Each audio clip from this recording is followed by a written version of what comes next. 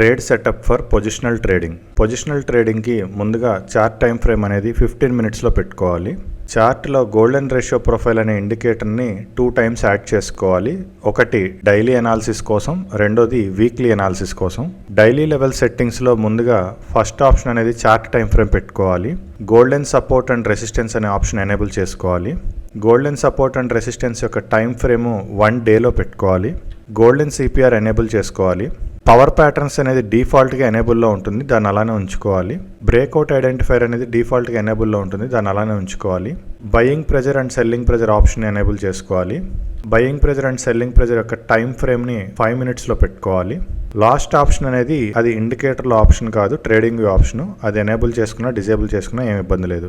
Weekly indicator సెట్టింగ్స్లో first option అనేది చార్ట్లో పెట్టుకోవాలి. గోల్డెన్ సపోర్ట్ అండ్ రెసిస్టెన్స్ అనేది ఎనేబుల్ చేసుకోవాలి.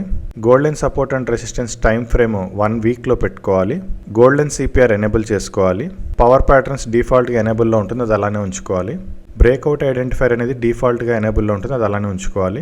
లాస్ట్ ఆప్షన్ అనేది ఎనేబుల్ చేసినా డిజేబుల్ చేసినా ప్రాబ్లం లేదు. పొజిషనల్ ట్రేడింగ్లో సక్సెస్ అవ్వాలంటే మెయిన్గా మనకు కావాల్సిన elements breakout, trend, volume. Positional trading కోసం మనం ట్రెండ్ డ్రా చేసినప్పుడు మనకి ట్రెండ్ అనేది ఈ విధంగా వస్తుంది. దీంట్లో మనకి మెయిన్గా 3 జోన్స్ ఉంటాయి. ఒకటి గోల్డెన్ రేషియో జోను, రెండోది న్యూట్రల్ జోను, మూడోది సెమీ గోల్డెన్ రేషియో జోను. ఈ ట్రెండ్ అనేది మనం 2 టైప్స్గా డ్రా చేసుకోవచ్చు. ఒక రకంగా డ్రా చేసినప్పుడు గోల్డెన్ రేషియో అనేది బాటంలో వస్తుంది. సెకండ్ వేలో డ్రా చేసినప్పుడు గోల్డెన్ రేషియో అనేది టాప్లో వస్తుంది. గోల్డెన్ రేషియో జోన్ అనేది బాటంలో వచ్చినప్పుడు అది సపోర్ట్ అవుతుంది.